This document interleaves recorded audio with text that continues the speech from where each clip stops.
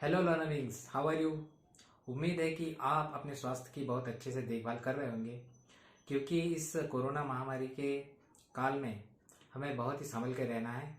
हमें अपनी और अपने फैमिली की बहुत ही अच्छी तरह से देखभाल करना है। लेकिन इसका एक साइड इफेक्ट भी हो गया है।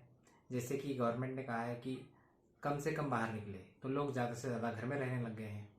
और घर में रहने की वजह से हो गया है ये कि बहुत से लोग MPL या ड्रीम 11 जैसे गेम खेलने लग गए हैं, पैसे जीत रहे हैं। और कुछ लोग अपना इंटरेस्ट KBC देखने में भी दिखाते हैं। और ये देखते हुए और MPL और ये ड्रीम 11 जैसे खेल खेलते हुए सवाल आपके मन में तो आता ही होगा कि हम जो ये अमाउंट जीतते हैं, एक अच्छा खासा अगर अमाउंट इसमें हम जीत जाते हैं या फिर कोई KBC में करोड़पति बन जाता है, तो उसको कितना % टैक्स देना पड़ता है और एक्चुअली में उसके अकाउंट में कितना % टैक्स कट कर पैसा आता है। तो आज का जो वीडियो है वो इसी सवाल के जवाब में है। तो अगर आपको इसके बारे में जानना है तो इस वीडियो को ज़रूर अंत तक देखें, और अगर पसंद आए तो प्लीज़ लाइक भी कर दें। तो चलिए आज शुरू करते हैं हम। दोस्तों, मोटा मोटी अगर देखा जाए तो दो तरह के हम इनकम कमा सकते हैं। एक डायरेक्ट लॉटरी से, जिसे हम बम्पर इनाम के तौर पे कमाते हैं, जिसमें कोई मेहनत नहीं लगती, बस थोड़ा सा अमाउंट हमें इन्वेस्ट करना पड़ता है और आपका लक चल गया तो आप अच्छी अमाउंट कमा सकते हैं, और नहीं तो फिर आपका पूरा अमाउंट चला जाएगा। और दूसरा है उद्योग करके या मेहनत करके। उद्योग और मेहनत करने करके जो हम पैसा कमाते हैं, जो सालाना हमारी आय होती है, उस पर जो इनकम टैक्स लगता है, उसके अलग नियम होते हैं। उन इनकम टैक्स को स्लैब में बांटा जाता है। अगर आपकी आय 5 लाख से ज़्यादा है तो उस हिसाब से इनकम टैक्स के स्लैब बैठते हैं। 5% से शुरू होकर ये स्लैब आखिरी 30% पर जाता है। और इस तरह गवर्नमेंट हमसे टैक्स वसूलती है। किस पर? उद्योग या मेहनत करके, यानी सेवा देके, नौकरी करके हम जो पैसा कमाते हैं उसके सालाना आय को ध्यान में रखते हुए। लेकिन अगर हम 10, 50 या कितने भी रुपए लगाकर अगर हजारों लाखों रुपए का लॉटरी जीतते हैं, तो इस पर इनकम टैक्स के नियम बदल जाते हैं। तो 10,000 से ऊपर जितना भी अमाउंट आप लॉटरी से कमाते हैं, उस पर 31.2% का टैक्स लगता है। अब ये 31.2% का टैक्स है, इसमें भी दो भाग पड़ते हैं। 30% डायरेक्ट हमारा टैक्स हो जाता है, इनकम टैक्स। और जो 1.2% है वो सेस होता है। सेस यानी किसी भी योजना के तहत अगर गवर्नमेंट कोई योजना चला रही है तो उस योजना के लिए वो इसमें से 1.2% जो भी हम ऐसा लॉटरी में इनकम कमाते हैं उसका काट लेती है। जैसे अभी स्वच्छ भारत अभियान चल रहा है, तो इसको चलाने के लिए, इसका खर्चा जो है निकालने के लिए, गवर्नमेंट 1.2% का जो टैक्स है वो सेस द्वारा निकालती है। तो इस तरह से हो जाता है 30% प्लस 1.2%, 31.2% टैक्स। जी हाँ, कम से कम 10,000 से ऊपर अगर आप लॉटरी जीतते हैं और उसके ऊपर कितना भी, तो आपको इतना टैक्स देना ही देना होता है।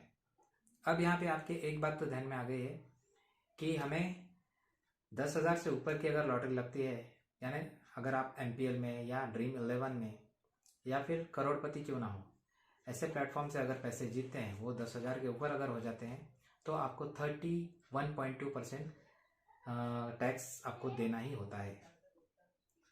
अब हम एक्चुअली कैलकुलेशन करके जानते हैं कि अगर आप 10,000 से ऊपर कोई भी एक अमाउंट जीतते हैं तो उसका कितना टैक्स कटकर आपके हाथ में कितना आता है। तो चलिए शुरू करते हैं कैलकुलेशंस। चलिए तो अब कैलकुलेशन करके देखते हैं कि अगर कोई अच्छी खासी धनराशि जीतता है तो उसके खाते में कितना जमा होता है और कितना टैक्स में चला जाता है। समझिए कि कोई 1 लाख रुपए जीत गया है, तो 31.2 के हिसाब से उसका कितना टैक्स कटेगा।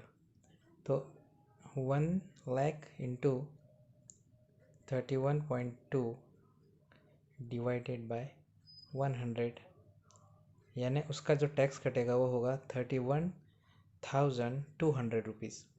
यानी हमें इसको 1 लाख से घटा देना है।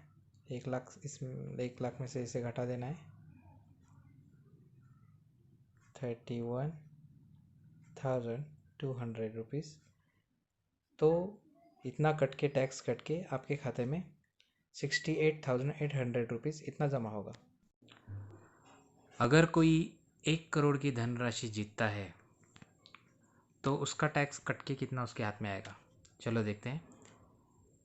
1 करोड़ गुना 31.2 डिवाइडेड बाय 100, तो 31,20,000 उसका टैक्स कटेगा। तो उसके हाथ में आएगा कितना, चलिए देखते हैं। 1 करोड़ में से 31,20,000 कट गए, तो उससे जो इनकम प्राप्त होगी वो होगी 68,80,000 रुपीज़। ये हो गया 1 करोड़ लॉटरी से कमाने वाले का नेट प्रॉफिट या इनकम, सॉरी प्रॉफिट नहीं कहेंगे, इनकम कहेंगे।